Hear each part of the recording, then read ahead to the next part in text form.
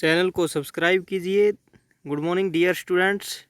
आज हम शुरू करते हैं कक्षा 7th विज्ञान का चैप्टर 3, जिसका नाम है रेशों से वस्त्र तक।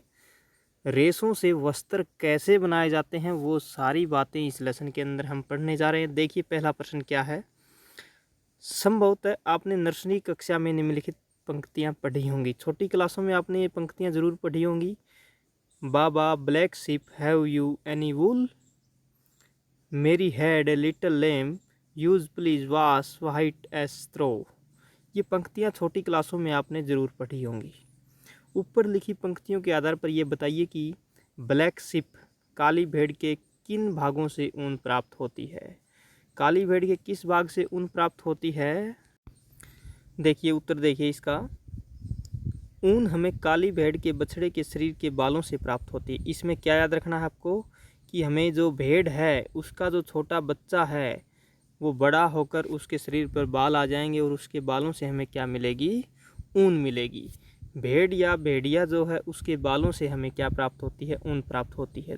दूसरा प्रश्न देखिए, मेमने के सफ़ेद रोमों का क्या तात्पर्य है। मेमने के सफ़ेद रोमों का क्या तात्पर्य है। इसका उत्तर देखिए।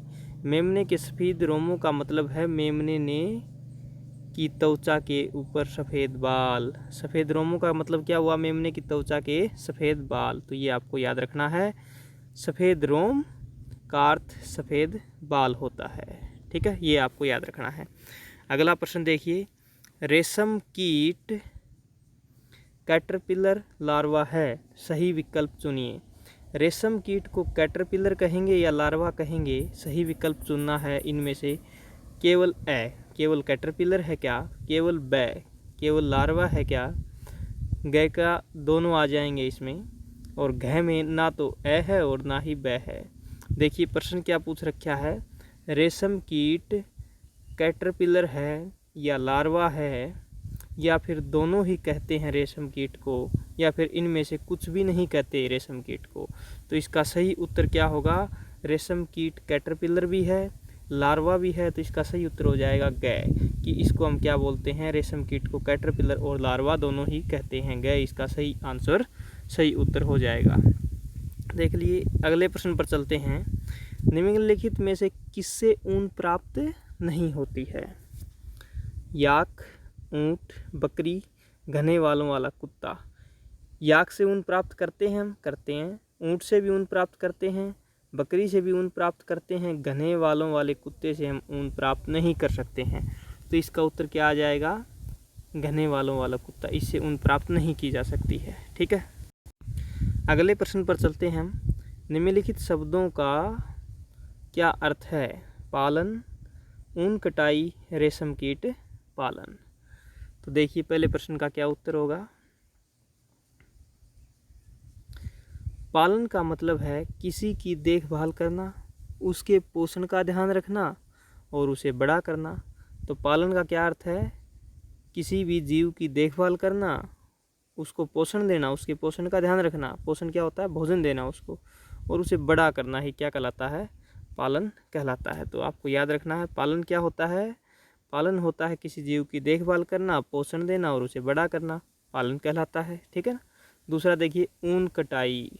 ऊन की कटाई करना क्या कहलाएगा, ऊँट कटाई ना। तो इसका उत्तर देखिए, भेड़ के बालों को त्वचा की पतली परत के साथ उतार लिया जाता है।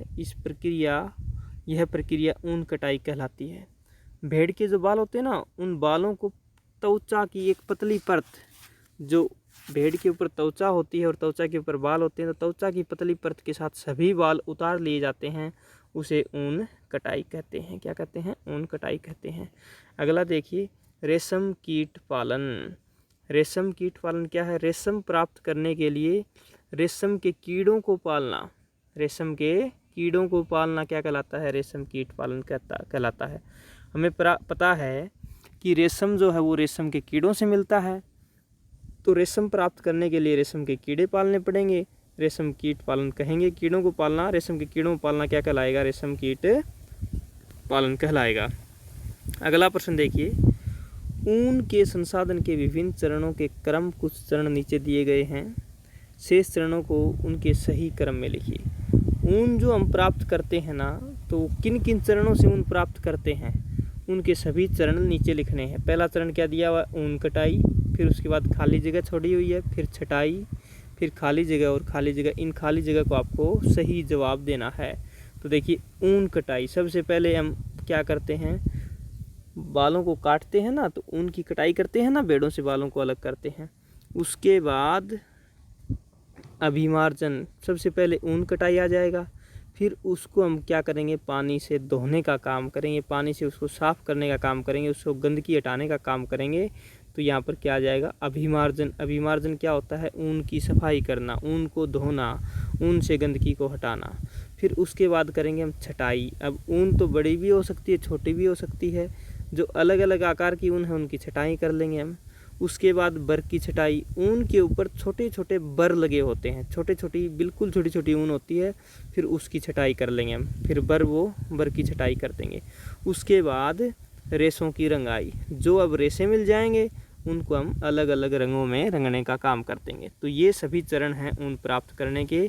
सबसे पहला चरण ऊन कटाई, उसके बाद ऊन को धोते हैं जिसे अभिमार्जन बोलते हैं, फिर ऊन की छटाई करते हैं, बड़ी ऊन और छोटी ऊन को अलग करते हैं, फिर ऊन के ऊपर जो छोटे छोटे, बिल्कुल छोटे छोटे फर लगे होते हैं जिन्हें बर बोलते हैं, उनकी छटाई करते हैं, और फिर उसके बाद ऊन जो होती है उसको अलग अलग रंगों में रंग देते हैं, रेशों की रंगाई करते हैं। ठीक है, अगले प्रश्न पर चलिए। रेशम कीट के जीवन चक्र की उन 2 अवस्थाओं के चित्र बनाइए जो प्रत्यक्ष रूप से रेशम के उत्पादन से संबंधित हैं। रेशम कीट के जीवन चक्र की 2 अवस्थाएं आपको बतानी है। रेशम कीट, रेशम का कीड़ा, इससे हमें क्या मिलता है, रेशम मिलता है। इसकी कोई भी 2 अवस्थाएं बताइए जो रेशम के उत्पादन में संबंधित हों। ये देखिए, ये रेशम का कीट दिखाया हुआ ना, ये रेशम का कीड़ा है, ये क्या छोड़ेगा, ये लार छोड़ता है। ठीक है ना, रेशम कीट है ये इस प्रकार अपने चारों तरफ लार छोड़ देगा और क्या बना लेगा, कोकून बनाने का काम करता है। देखिए, इसने अपने चारों तरफ ये लार छोड़ दी ना, और अंदर ये खुद रहता है, रेशम का कीड़ा चारों तरफ लार छोड़ देता है। इस प्रकार जो संरचना बन जाएगी उसे कोकून बोलेंगे, और कोकून से हम क्या प्राप्त करते हैं, रेशम प्राप्त करते हैं। तो रेशम का कीड़ा और कोकून, ये दोनों ही रेशम के उत्पादन से संबंधित रेशम के कीट की अवस्थाएं हैं। ठीक है, ये चित्र आप कॉपी के अंदर बना लेने हैं। अगला प्रश्न देखिए, निम्नलिखित में से कौन से 2 शब्द रेशम उत्पादन से संबंधित हैं। नीचे शब्द दिए हुए हैं, रेशम कीट पालन, पुष्प कृषि, शहतूत कृषि, मधुमक्खी पालन, वन वर्धन। इनमें से कौन से 2 शब्द रेशम उत्पादन से संबंधित है, ये आपको बताना है। तो रेशम प्राप्त करने के लिए तो रेशम कीट को पालना पड़ेगा ना, तो ये जो रेशम कीट पालन है, ये जो शब्द है ये रेशम उत्पादन से संबंधित है। दूसरा है पुष्प कृषि, ये रेशम उत्पादन से संबंधित नहीं है, क्योंकि फूलों की कृषि हमें करने की ज़रूरत ही नहीं है अगर रेशम प्राप्त करना है तो। तीसरा शहतूत कृषि, ये भी रेशम उत्पादन से संबंधित है। क्यों? क्योंकि रेशम के जो कीड़े होते हैं या जो रेशम के जो कीट होते हैं वो शहतूत के पेड़ पर रहते हैं और शहतूत के पत्तों को खाते हैं, इसलिए शहतूत कृषि भी ज़रूरी है। तो इसका उत्तर ये 2 आ जाएंगे इसके अंदर, इसका उत्तर यही हो जाएगा। रेशम कीट उत्पादन में शहतूत की पत्तियों की खेती और रेशम कीटों को पालना सम्मिलित हैं। और शहतूत का वैज्ञानिक नाम क्या है? शहतूत का वैज्ञानिक नाम मोर्स एल्बा है, जो आपको याद रखना है। ये बड़ी कक्षाओं में जब आप कंपटीशन के पेपर दोगे उनमें पूछ लेते हैं। शहतूत का वैज्ञानिक नाम मोर्स एल्बा है। ठीक है, तो इसका सही उत्तर क्या आ जाएगा? रेशम कीट पालन और शहतूत कृषि, ये दोनों ही ज़रूरी हैं रेशम उत्पादन के लिए। ठीक है ना, शहतूत की कृषि से शहतूत के पेड़ उगाए जाते हैं और शहतूत के पेड़ों के ऊपर रेशम के कीड़े रहते हैं। रेशम के कीड़े शहतूत के पत्तों को खाते हैं और लार छोड़ते हैं। अपने चारों तरफ एक लार छोड़ते जाएंगे, अंदर खुद रहेंगे। लार छोड़ने के बाद वो सूख जाएगी, जो कोकून बन जाएगा, और उस कोकून को पानी में उबालकर हम उससे रेशम प्राप्त करते हैं। देखिए, अगले प्रश्न पर चलते हैं। कॉलम ए और कॉलम बी के अंदर कुछ वाक्य दिए गए हैं, इनका मिलान आपको करना है। तो सही सीधे उत्तर पर ही हम चलते हैं। देखिए, समझिए, इनको बिल्कुल ही आसान है। अभिमार्जन, अभिमार्जन, अभी हमने ऊपर भी पढ़ा था थोड़ी देर पहले कि अभिमार्जन कटी हुई ऊन को धोना होता है, उसकी सफाई करनी होती है। देखिए, काटी गई ऊन की सफाई को क्या कहते हैं? अभिमार्जन। जो ऊन कट जाती है उसको पानी के साथ धोया जाता है, उसकी सफाई की जाती है, उससे गंदगी हटाई जाती है, जिससे अभिमार्जन कहते हैं। उसके बाद है शहतूत की पत्तियाँ रेशम कीट का भोजन। रेशम का जो कीट है वो क्या खाता है? शहतूत पेड़ की पत्तियों को खाता है और लार छोड़ता है और रेशम उससे हम प्राप्त कर लेते हैं। याक ऊन देने वाला एक जंतु है जिसका अभी हम आगे चलकर चित्र भी देखेंगे। कोकून तो रेशम का कीड़ा ही बनाता है ना, रेशम फाइबर उत्पन्न करता है और कोकून से ही हमें क्या मिलती है? रेशम फाइबर उत्पन्न होती है।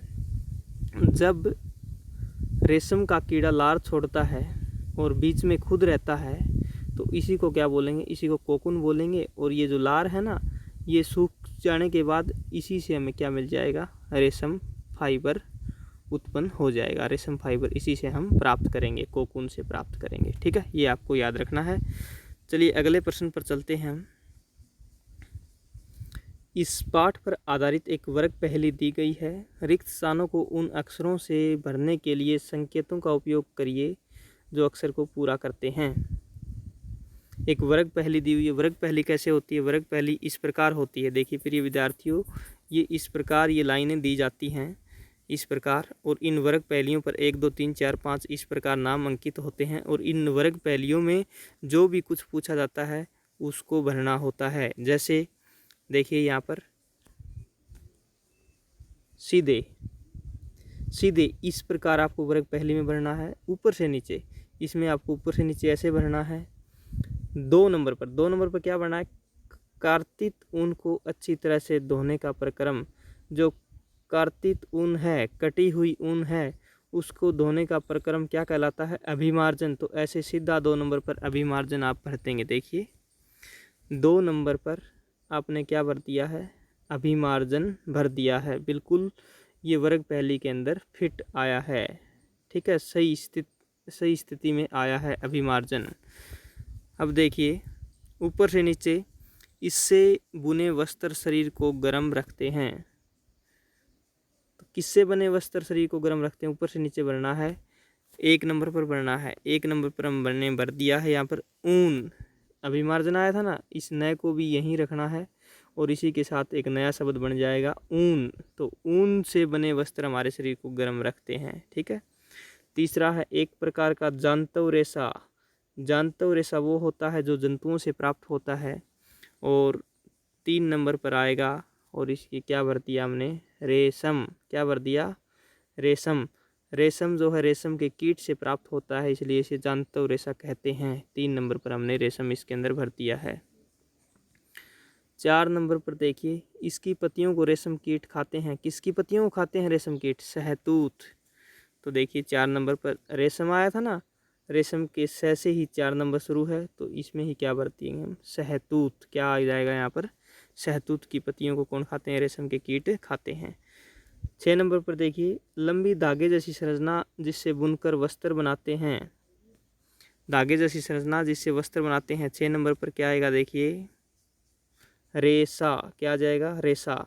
उसे क्या बोलते हैं? रेशा बोलते हैं, जिससे वस्त्र बनाए जाते हैं। रेशे से क्या बनाए जाते हैं? बुनकर, बुनने वाले वस्त्र बनाते हैं। ठीक है ना। 5 नंबर पर देखिए, रेशम कीट के अंडे से निकलते हैं। रेशम कीट के अंडे से क्या निकलते हैं? रेशम का जो कीट होता है वो अंडा देता है, और उस अंडे से कैटरपिलर क्या निकलते हैं? कैटरपिलर बाहर निकलते हैं। तो ये आ जाएगा कैटरपिलर ऊपर से नीचे इस प्रकार। ठीक है। तो ये होती है प्रिय विद्यार्थियों वर्ग पहेली, जो इसको आपने अच्छी प्रकार से समझ लिया है। तो इस पाठ के सभी प्रश्न उत्तर आपने अच्छी प्रकार से याद कर लेने हैं। अब देखिए कुछ चित्र हम देखते हैं जिनसे ऊन प्राप्त होती है, और कुछ परिभाषाएँ 1-2 मिनट के अंदर हम याद करने जा रहे हैं। देखिए प्रिय विद्यार्थियों, ये है घनी बालों वाली भेड़। इसके बालों से हमें क्या प्राप्त होती है? ऊन प्राप्त होती है। ठीक है ना। इसको बालों को काटते हैं, और ये और जानवर दिखा रखे हैं जिनसे हमें ऊन मिलती है। ये होता है याक। इसके ऊन आपको लटकी हुई दिख रही है ना, इसके बालों को काट कर ऊन प्राप्त की जाती है। ये ऊँट है, ऊँट के बालों से भी क्या प्राप्त करते हैं, ऊन प्राप्त करते हैं। और ये देखिए, ये लामा है और ये एल्पेका है, ठीक है ना, ये भी जीव होते हैं, लामा और एल्पेका। इनसे हम क्या प्राप्त करते हैं, इनके बालों को काटकर इनसे हम ऊन प्राप्त करते हैं। और ये बकरियों की प्रजाति दिखाई हुई है, ये बकरी, ये अंगोरा बकरी, इनसे हम क्या प्राप्त करते हैं, ऊन प्राप्त करते हैं, ठीक है। तो ये आपको याद रखना है। अब कौन कौन सी बकरी कहाँ पाई जाती हैं, ये जो आपकी किताब के अंदर ये टेबल दी हुई है ना, ये भी आपको याद कर लेनी है।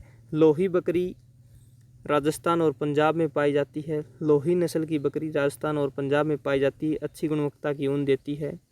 रामपुर बुसायर ये भूरी ऊन देती है और उत्तर प्रदेश और हिमाचल प्रदेश में पाई जाती है। उत्तर प्रदेश और हिमाचल प्रदेश एचपी, यूपी और एचपी में क्या पाई जाती है, रामपुर बुसायर पाई जाती है। नाली या नली किस्म की जो नस्ल की जो भेड़ जो होती है वो कहाँ पाई जाती है, गलीचे की ऊन देती है। क्या देती है, गलीचे की ऊन देने का काम करती है। जो गलीचे बनते हैं ना, उनके अंदर जो ऊन डलती है वो इस भेड़ से मिलती है। राजस्थान, हरियाणा और पंजाब में पाई जाती है। बाखरवाल ऊनी शॉलों के लिए, जो ऊनी शाल जो होते हैं ना ओढ़ने के लिए, वो जम्मू कश्मीर के अंदर जो बाखरवाल जो भेड़ पाई जाती है उनकी ऊन से बनते हैं। मारवाड़ी कहाँ पाई जाएगी, गुजरात में। मोटी और रुक्स ऊन मिलेगी, मोटी ऊन मिलेगी। और पाठनवाड़ी या पठानवाड़ी भी बोलते हैं इसको, ये होजरी के लिए होती है और ये कहाँ पाई जाएगी, गुजरात के अंदर पाई जाएगी। तो ये सभी आपको इससे याद कर लेने हैं, ठीक है। अब देखिए, भेड़ से ऊन उतारना, ये ऊन की कटाई होती है। एक पतली त्वचा के साथ भेड़ से ऊन उतारी जाती है, फिर उसको एक टैंक में पानी डालकर इस ऊन को डाल देते हैं और इससे गंदगी बाहर निकालते हैं। इसे अभिमार्जन बोलते हैं। इस प्रकार अभिमार्जन करते हैं। हमने ऊपर पढ़ा था ना अभिमार्जन क्या होता है, तो यहाँ पर आप समझ लीजिए ये अभिमार्जन होता है, ठीक है। उसके बाद देखें, मशीनों द्वारा भी क्या करते हैं, अभिमार्जन करते हैं, ठीक है। उसके बाद ऊन का धागा बनाया जाता है, ऊन की छटाई की जाती है। ऊन के छोटी ऊन और बड़ी ऊन को मशीनों द्वारा छांट लिया जाता है, ठीक है। और उसके बाद उसमें रंग भी किया जाता है, ठीक है ना। और फिर उनको धागों को अलग इकट्ठा किया जाता है। तो ये सभी चित्र के अंदर दिखा रखे हैं, ये आपको अच्छी प्रकार से समझ लेने हैं, ठीक है। रेशम का कीड़ा हमने पढ़ा था। देखिए रेशम के बारे में, ये रेशम कीट है, ये नर होता है और ये मादा होता है। दोनों मिलकर क्या देते हैं, अंडे देते हैं। और अंडे कहाँ देंगे, सहतूत की पत्ती के ऊपर अंडे देते हैं, सहतूत के पत्तों को ही खाते हैं। इस अंडे से बाहर निकलेगा ये रेशम कीट, इसे कैटरपिलर भी बोलते हैं और लार्वा भी बोलते हैं। कैटरपिलर भी बोलते हैं और लार्वा भी बोलते हैं। ये क्या छोड़ेगा, ये लार छोड़ेगा, खुद अंदर रहेगा, ठीक है ना। और इसे क्या बोलेंगे, कोकून। और ये इस कोकून के अंदर ही खुद बड़ा होता रहेगा, ठीक है ना। कोकून के अंदर ही खुद बड़ा होता रहेगा और इस कोकून से हम क्या प्राप्त करते हैं, रेशम प्राप्त करते हैं, ठीक है। देखिए यहाँ पर दिखा रखा है मादा रेशम कीट और उसके अंडे दिखा रखे हैं। यहाँ पर इन्होंने अंडे दे दिए हैं यहाँ पर पत्ते के ऊपर, और ये सहतूत के पत्ते के ऊपर होते हैं अंडे, ठीक है। और ये सहतूत के पत्ते अंडों से बाहर निकल जाते हैं, पत्तियों को ही खाते हैं। इन्हें जो छोटे बच्चे होते हैं ना, जो अंडों से बाहर निकलते हैं, इन्हें लार्वा या कैटरपिलर या रेशम कृमि बोलते हैं, ठीक है ना। ये सहतूत का पेड़ दिखा रखा है। ये लार छोड़कर इस प्रकार कोकून बनाते हैं और इन कोकून को पानी में उबालते हैं। और ये जो लार होती है ना, इसी लार से हमें क्या मिल जाता है, इसी लार से हमें रेशम मिल जाता है, ठीक है। तो विभिन्न परिभाषाएं हमने कर ली हैं, ठीक है ये, और इसके अभ्यास के प्रश्न उत्तर हमने कर लिए हैं। तो प्रिय विद्यार्थी, ये आपको अच्छी प्रकार से याद कर लेना है और अपने इस चैनल को सब्सक्राइब जरूर, इस प्रकार आपको सब्सक्राइब करना है। देखिए सब्सक्राइब का बटन दबाइए और घंटी भी साथ में जरूर दबाइए। सब्सक्राइब का बटन दबाइए और घंटी भी जरूर दबाइए। धन्यवाद।